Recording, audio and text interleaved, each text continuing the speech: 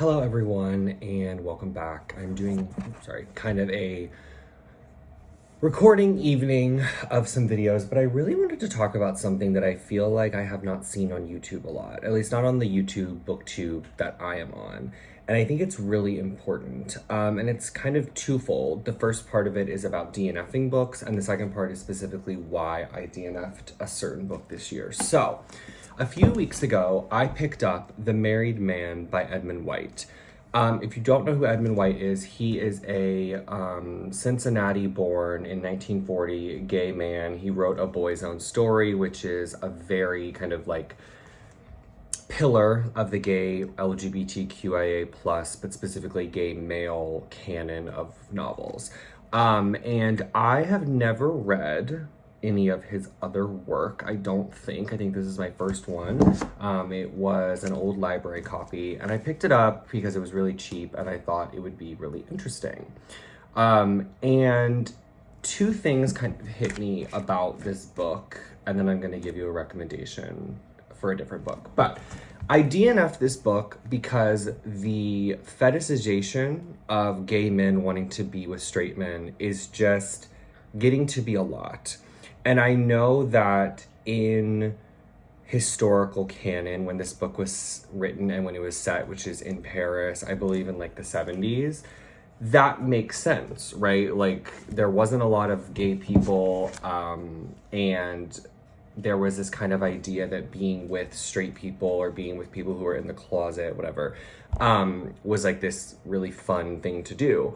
But I genuinely think that, unfortunately, in this book specifically, the idea that a big reason why the main character wants to be with this straight man named Julian, who's actually really bisexual because he's married to a woman, but they're like kind of separated, but it's confusing. You'd have to kind of like read it. But I think that that's a big part of it. And I think the way that gay characters specifically in the novel talk to each other about that situation really pissed me off. And it just made me uncomfortable, and it wasn't necessary.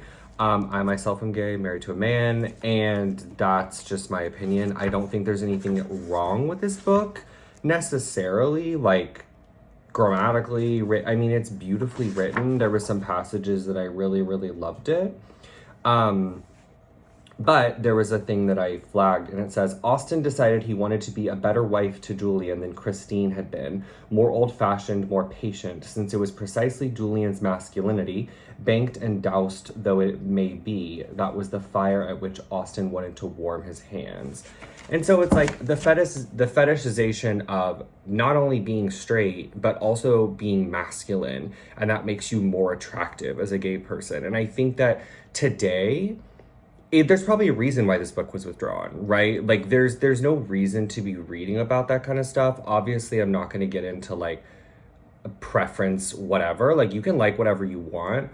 But I think when you're writing a book about gay people, when you're thinking about the fact that gay men are going to be reading this book, it's very harmful to perpetuate stereotypes like being gay is better if you're masculine, or you're not as valuable if you're more effeminate.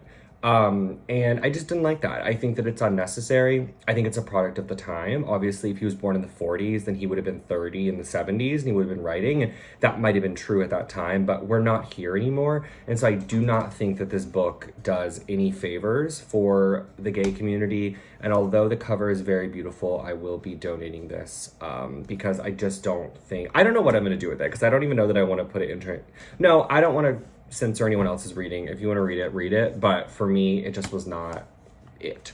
So I'm going to not read the rest of this book, and I will give you a recommendation for a good book that you should read instead.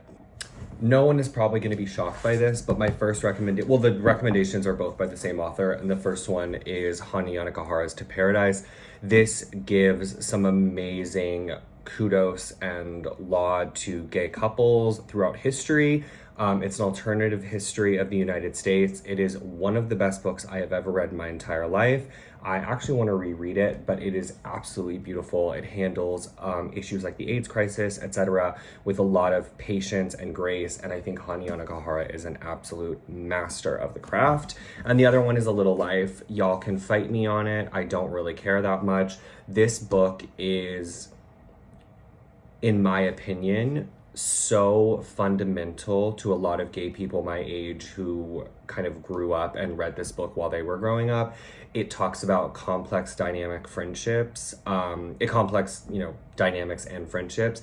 It's very, very nuanced, but no character is like praised or hindered for being who they are. And I think there's a lot of amazing pieces of this book. And I think it doesn't use cop-outs to make the book interesting. I think, you can say it's torture porn, whatever. I don't really care that much, but this is a very well done book around gay people and specifically the gay community and how they interact with each other. And I would also say that this one as well. So yeah, talking about gay fiction when it comes to men, there's a few different ways you can do it. This is not the way that I would do it, and I will be DNFing this book because it is just stereotypical and trashy, and I do not like it. And I would recommend both of these.